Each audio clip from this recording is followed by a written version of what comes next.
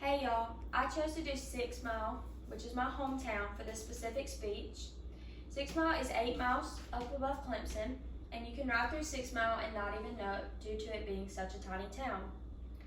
I've always loved it here. I went to 6 Mile Elementary and I've just been around the town my entire life, so I have a big love for it.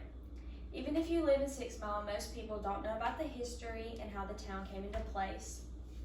I want to be able to inform y'all of the history of 6 Mile. 6 Mile once belonged to the Cherokee Nation. The idea of the name 6 Mile originated from Issaquahna's 96-mile journey along the way to warn her lover of an attack that the Cherokee were going to do on his fort. As she traveled, she would number the creeks until she arrived to the fort. That came the name 6 Mile. That's not where it ends for the tiny town of 6 Mile. In 1777, it was signed over to South Carolina in a treaty. However, it was not settled until 1800. 6 Mile was located along the Kiwi Path. The Kiwi Path is one of the most famous trading paths in our nation. For several years, there were no businesses. It was just a quiet little town until 1836, 6 Mile Baptist Church was established. Later in 1878, the town's first post office was established as well. Everything was brought together in 1910. There were mills, blacksmiths, welders, barber shops, furniture stores, groceries, service stations, and even a mortuary. 6 Mile was mainly farming up until World War II. World War II is when people went to war and started flying and going overseas to fight.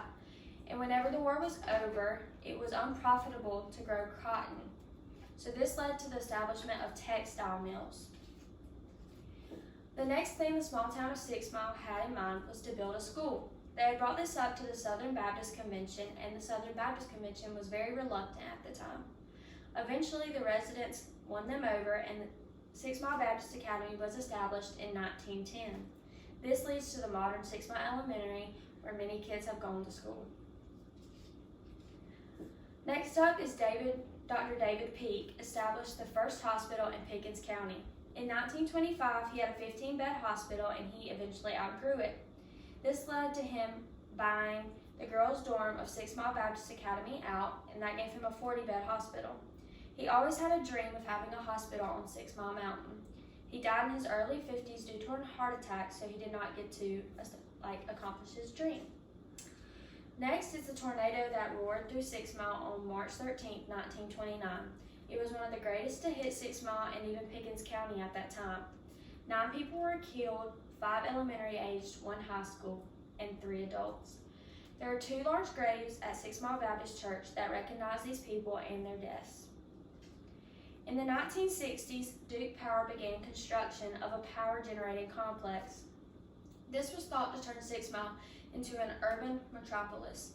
Many people were worried about the little small town changing. Of course, this hasn't happened yet, and 6 Mile has remained how it's always been, just a small little quiet town. The history of 6 Mile has always been fascinating to me and unique since I was in 4th grade. I went on a field trip and we took a tour of the little town, and we did a little scavenger hunt along the way, and that's what really brought my attention to the history of the town. I think with living in 6 Mile, you should know some of the history involved with the coming of such a tiny town, because most of the time it is very interesting. Thank you.